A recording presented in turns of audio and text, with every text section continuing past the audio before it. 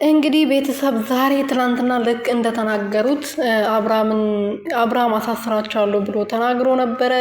ግን ዛሬ ደግሞ ሩትዬ በድንገት መታ አሁን ከደቂቃዎች በኋላ በፊት ዳኒና ኤፍሬም ታስሯል፣ ወንድም የማየውን ነገር አድርጓል በማለት ዴቭን ጠርታ ስታናግረው ነው እንግዲህ እሱ ደግሞ ከዛች ቡዜ ከምትባል ከሴት ርካሽ ጋር ለራሷ ክብር የሌላት ትልቅ ሴትዮዋ ሆና የወረደች ሕፃን የሆነች ለቀልድ እንኳን የማትመች ለስድብ የማትመች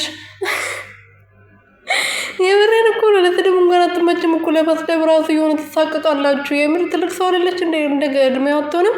ሰላም ቤተሰብ እንዴት ናችሁ? ደህና ናችሁ? እኔ ያለው እግዚአብሔር ይመስገን። በያላችሁበት ሰላማችሁ ብዝት ትርፍርፍ ይበልልኝ። ለዚህ ቤት አዲስ የሆናችሁ ሰብስክራይብ፣ ሼር፣ ላይክ እያረጋችሁ ቤተሰብ እንድትሆኑ በትህትና እየጠየኩኝ እባካችሁ ላይክ አድርጉ። የቪዲዮ ተው ግን እኔ ግዴታ ማዋሸት አለብኝ እንዴ? ግዴታ መጫው አለብኝ? ግዴታ መሳደብ አለብኝ? ያኔ ነው ላይክ የምታደርጉኝ? ኧረ ተው ላይክ አድርጉልኝ የኔ ውዶች፣ የሩት እህቶች። በእናንተ እኮ ሰውን አሳፍራችሁ አታውቁምና አታሳፍሩኝ። ይህ ስግደት እህታችሁ ነው። ይታይጉን ተው ግን አበርታቱኝ። ወይኔ እና ማለት ነው ምን ልላችሁ ፈልጌ ነው መሰላችሁ የመጣሁት ወደ ወሬ ልመለስና ትናንትና አብርሃም ወረቀት መጥሪያ በመኪና ውስጥ ነው ነገ ትታሰራላችሁ፣ ለጥያቄ ትፈለጋላችሁ በማለት እንትን ብሎ ነበረ ማለት ነው። እና ዛሬ ደግሞ ፖሊስም ሳይታይ ምንም ሳይታይ ቪዲዮ ለምን አልተሰራም? ከዛ በኋላ መጡ ወሰዱት፣ እስር ቤት ገቡ እነሱ። ኧረ እባካችሁ ሌላ የላችሁ? ሌላ የምትሰሩት ነገር የላችሁ? ሌላ የምታታልሉ ሰው የላችሁም? የኤርሜላን በጎች አታልሉ። የኤርሜላ ደጋፊ ነኝ እህቶቿ ነኝ ብሎ የሚያወሩትን አታልሉ። አሁን እነሱ እየጨፈሩ ነው ቤታቸው ውስጥ ላይቭ ከፍተው ማለት ነው። ሞኞች፣ ምንም ያልገባቸው ምንም ያላወቁ ድራማ መሆኑ እስካሁን ድረስ ያልተገለጠላቸው። የሩትዬ እህቶች ግን ብል ናቸው። ልክ እንደ ሩትዬ ብል ጠንካራ ስለሆኑ እንደዚህ በዚህ አይነት ነገር የምንታለል ሰዎች አይደለንም። እንዲገባችሁ ብዬ ነው እንዲገባችሁ ብዬ ነው። ድራማ እንደሆነ የማሳያ ነው። ድራማ እንደሆነ በአብርሃም ቤት በተደጋጋሚ ሩትዬ መግቢያ ሰርታ ቪዲዮ እሱ ቤት እንደሚለቀቅ ድራማ መሆኑ የማሳያ ነው። ኧረ ተው ንቁ እናንተ። ኧረ ተው ድራማ መሆኑን እያወቃችሁ እንኳን ትንሽ አፋችሁ ሞልታችሁ ስታወሩ አታፍሩ? ዛሬ አንዷ ላይቭ ላይ ምን አለች መሰላችሁ? ሰምቼ ነው ማለት ነው። ሩታ ለቤተሰቦቹ፣ ለወንድሞቹ፣ ለእህቶቹ ክብር የላትም። ሄርሜላ ደግሞ ክብር አላት። የሆነ ጊዜ አንዴ ቤት ሄዳ እንደ ሙሽራ እንደ ልጃ ገረድ ሲያረጋት ማለት ነው። ወይኔ እናቴ እንደ ልጃገረድ ሲያረጋት ነበረ ማለት ነው። እና እንደ የሆነ በቃ ለሷ እንትን ክብር ያላት ምናምን ትመስላለች።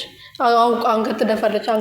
አንገት ደፊ አገር አጥፊ ሲባል ሰምታችሁ አታውቁም? እንደዚህ አይነት ሴቶች ናቸው፣ እንደዚህ አይነት ወንዶች ናቸው። የአብርሃምና የኤርሜላ አይነት ወንዶች ናቸው አገርን እያጠፉ ያሉት፣ ቤተሰቦቻችን እያበላሹ፣ ወንዶቻችን ሴቶቻችን እያበላሹ ያሉት ማለት ነው።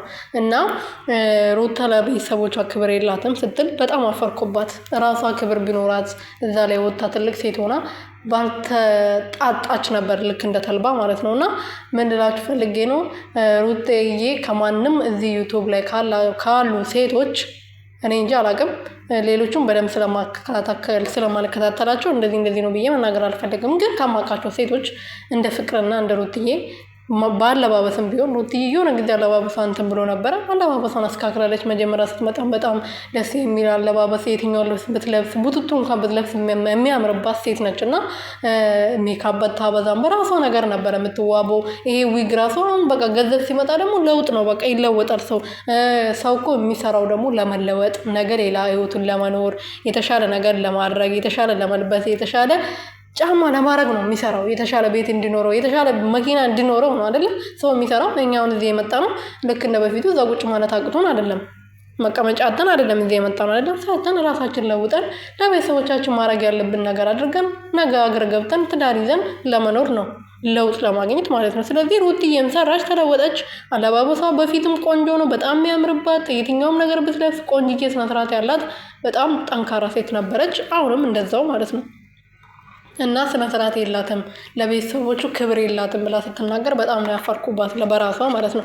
እንደ ሩትዬ ቤተሰቦቹን ያከበረ አባቷ ስታይ እንዴት ስትንቀጠቀጥ እንደነበረ ሁላችንም እናውቃለን። ምን ዛሬ እንደዚህ ስለተፈጠረ ብቻ በፊት ያለፈውን የእሷ ደጋፊ የነበሩት ናቸው ዛሬ ተገልብጦ ሄርሜላ ስትመጣ ለፎሎ መሰብሰቢያ እና ፌመስ ለመሆን። ፌመስ ደግሞ አትሆንም እሷ ትቀጠቅጣላችሁ እሷ አሁን 1 ሳምንት ልትሆናት ነው አይደለ?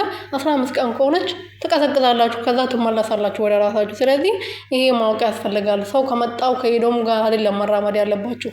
መጀመሪያ ይሆነኛል ብላችሁ ከሆናችሁ ሰው ጋር ነው መሆን ያለባችሁ እንጂ አሁን ነገ ሄርሜላ ትሄዳለች፣ ለአብርሃም ሌላ ሴት ትመጣለች፣ እሷንም እየደገፋችሁ ነው የምትሄዱት ማለት ነው። እንደዛ የምታደርጉ ሰዎች እንደዚህ የምታደርጉ ሰዎች ነገም እንደዛ ናቸው። ስለዚህ እናንተ ምንም ቋሚ ነገር የላችሁም። በቃ ህይወታችሁ ቋሚ ነገር የለውም። በየጊዜው ቲክቶክ መክፈት፣ አዲስ ፎሎ መሰብሰብ፣ በራሳችሁ ነገር አስሩ። እንደ ቲክቶክ ከፈለጋችሁ መፈመስ እኮ ትችላላችሁ። የምር ቁም ነገር ስሩ። ሰው ያው እኛ ሰው ቁም ነገር አይወድም። እንዲፈታ በሉ፣ ጨፍሩ። ያው ከስድብ ይሻላል ብዬ ነው። ይሻላል።